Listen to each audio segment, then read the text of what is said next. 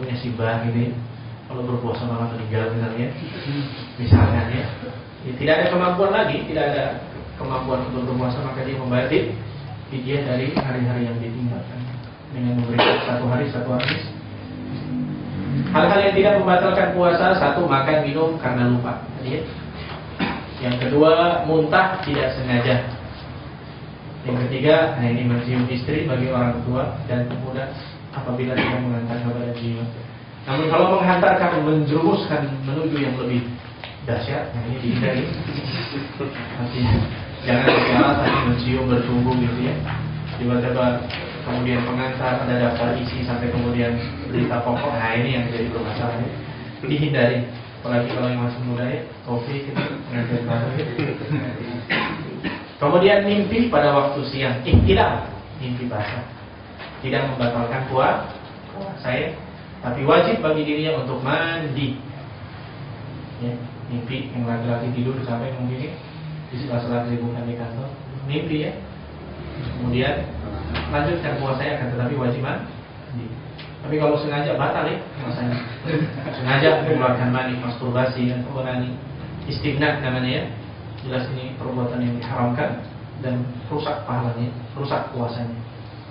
Kemudian menunda mandi janabah atau haid nifas dari malam hingga terbit fajar shadiq, ini dibolehkan mengakhirkan mandi janabah sampai dengan fajar, asal tidak sampai terbit matahari. Karena jelas ya, pasti terlambat nanti sholat subuh. Kemudian berkumur-kumur, menghirup air ke hidung dengan tidak berlebihan, ini juga dibolehkan. Kemudian at-tasawwuk, bersiwak, ini juga dibolehkan. Siwak tahu ya? Siwak nggak bisa diganti dengan batang yang lain ya, batang mangga gitu ya, atau pakai rotan gitu ya. Bukan semakin bersih giginya, tapi semakin panjang nanti. Kemudian yang selanjutnya mencicipi makanan dengan syarat tidak masuk suatu kerongkongan, ini juga ya. Hadis dari Sa'id bin Mansur Jarir disebutkan boleh dicicipi selama dia tidak masuk. Cicipi ya, artinya jangan dicicipi kurang lah ya. Tidak saya enak-enak ya dilanjutkan nanti batal puasanya nanti. Kemudian suntikan yang bukan merupakan nutrisi makanan. Ya, beda kalau infus, suntikan yang bersidat batal ya. Ya kalau kita urgent misalnya berobat ke dokter, tiba-tiba diberikan obat suntikan, dia bukan nutrisi makanan, maka insya Allah tidak membatalkan. Namun kalau kita ragu, ya menunda malam hari itu yang lebih baik. Kemudian menelan ludah, menelan liur ya, ini juga tidak membatalkan. Selama jangan kemudian kumpulkan ludahnya gitu ya, kemudian ditengah. Itu namanya jorok ya.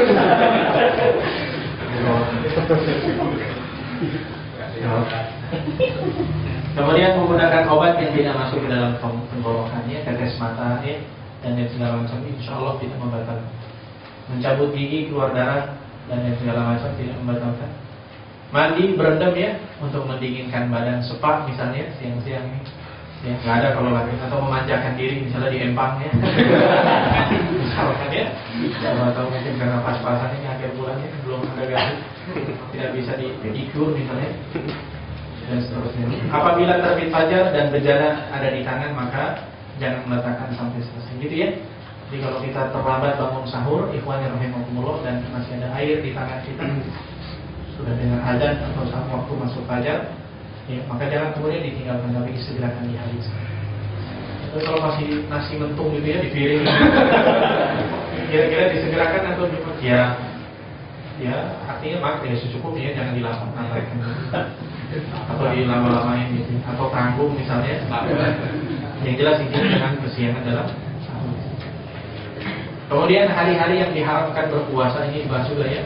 2 hari raya Idul Fitri, Idul Adha, ini jelas diharamkan. Kemudian hari haid dan nifas, wanita tidak boleh puasa. Menyambung puasa 2 hari berturut-turut tanpa berbuka, ini juga tidak boleh. Kemudian berpuasa di hari yang kita syak, asyamu fi yaumi syak, hari yang kita ragukan. Ya, misalnya hari ya tadi ya, 30 bulan Sya'ban, atau mungkin apa namanya? Biasanya hampir tiap tahun ya, apakah jatuh ada yang Id duluan, ada Id yang belakangan, 1 Syawal, maka itu yang membuat ragu, maka itu yang diharamkan kita berpuasa. Kemudian rukun-rukun berpuasa, 1 niat. Tadi ya sudah disinggung niat, penting ini. Jadi harus niat pada malam harinya. Ya, sebagaimana tadi disebutkan dalam definisi juga sampai terbenamnya materi dengan niat. Itu ikhwani rahimakumullah berkaitan tentang akam siam secara global ya, secara singkat. Ya, adapun pembahasan tentang sahur iftar, insyaallah pembahasan ini mimba bimurajaah ya, mengulang mungkin di antara kita. Ya, karena memang yang namanya puasa hampir setiap bulan ya, hampir setiap tahun berulang. Ya, jadi materinya itu berulang sendiri. Enggak apa-apa ya. Al ilmu al-i'adatu fil ilm al-istifadatu fiha. Jadi pengulangan ilmu itu akan memberikan manfaat kepada pemiliknya. Jadi kalau ilmu enggak pernah diulang-ulang, lupa biasanya itu. Itu kebiasaan orang, kebiasaan kita itu pada ilmu itu tidak pernah kita jaga. Ini lupakan dulu semua. Jadi pengulangan ilmu itu insyaallah bisa memberikan manfaat kepada pemilik. Ya. Setengah 9 nggak apa? Tarawih membagi. Singkat-singkat saja kan. Nanti kan sisanya tinggal dibaca. Bab yang selanjutnya bab tarawih, bab salat tarawih. Salah satu amalan yang dianjurkan pada bulan Ramadan adalah salat tarawih atau qiyamul lail. Sebagaimana firman Allah dalam surat Al-Muzammil ayat yang ke-1 dan ke-2. Ya ayyuhal muzammil qumil laila illa qalilan. Definisi salat tarawih, salat lail, tahajud kerjakan pada bulan Ramadan. Jadi jamaah sekalian, rahimakumullah, salat tarawih itu berasal dari kata tarwihah. Ya, ada beberapa definisi tarwihah. Ya, maka jamaknya tarawih yang artinya adalah istirahat, rahah. Ya, makanya setiap berapa rakaat istirahat, setiap berapa rakaat istirahat, maka disebutlah sebagai salat tarawih. Dan salat tarawih ini tidak ada perbedaan ya. Ya, salat lail, qiyamul lail, qiyam Ramadan, salat tahajud, salat witir semuanya sama. Ya. Sebagaimana kaidah di dalam ushul fiqh, la masafata bil istilah. Tidak ada perbedaan di dalam masalah-masalah istilah. Jadi sama, cuma momennya saja di bulan Ramadan. Ya, jadi tidak mempermasalahkan di kalangan ulama berkaitan tentang penamaan salat tarawih. Hukum dan fadilah salat tarawih. Salat lain merupakan salah satu salat sunnah yang paling afdal yang setelah salat wajib. Sebagaimana dalam satu buah hadis, afdhalus salati ba'dal fardhah salatul lail. Salat yang paling afdal setelah salat wajib adalah salat malam. Ya, dan ini adalah kebiasaan para sahabat, membiasakan di akhir-akhir mereka itu tatajafa junubuhum anil madajini yad'una rabbahum khawfan wa tama'an wa mimma razaqnahum yunfiqun. Jadi lambung-lambung mereka itu jauh dari tempat tidur mereka untuk kemudian bertadarrur ya, memohon kepada Allah Subhanahu wa taala salat dan meminta dengan rasa cemas untuk mengharapkan dari apa yang telah Allah karuniakan kepadanya. Jadi menunjukkan bahwa salat tarawih adalah salat yang paling afdal setelah salat wajib, salat sunnah yang paling afdal. Sebagaimana juga keutamaannya juga dalam satu buah hadis, man qama ramadhana imanan wa ihtisaban ghufira lahu ma taqaddama min dhanbi. Barang siapa yang menegakkan qiyam Ramadan dengan iman dan mengharapkan ridha Allah Subhanahu wa taala, maka akan diampuni dosa-dosanya yang telah lalu.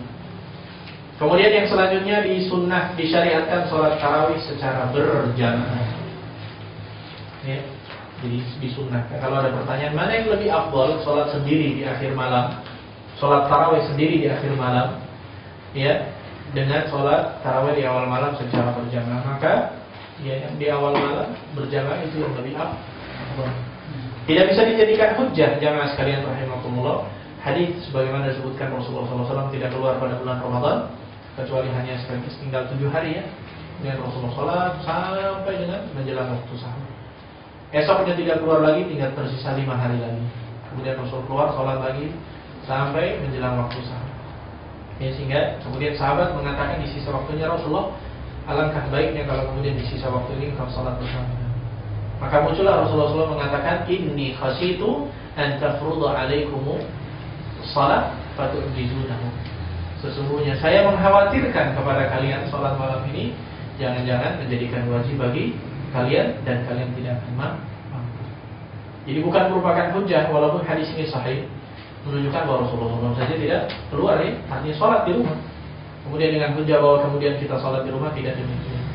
Hadis ini menunjukkan bahwa yang pertama, dahulu sholat tarawihnya Rasulullah SAW itu lama.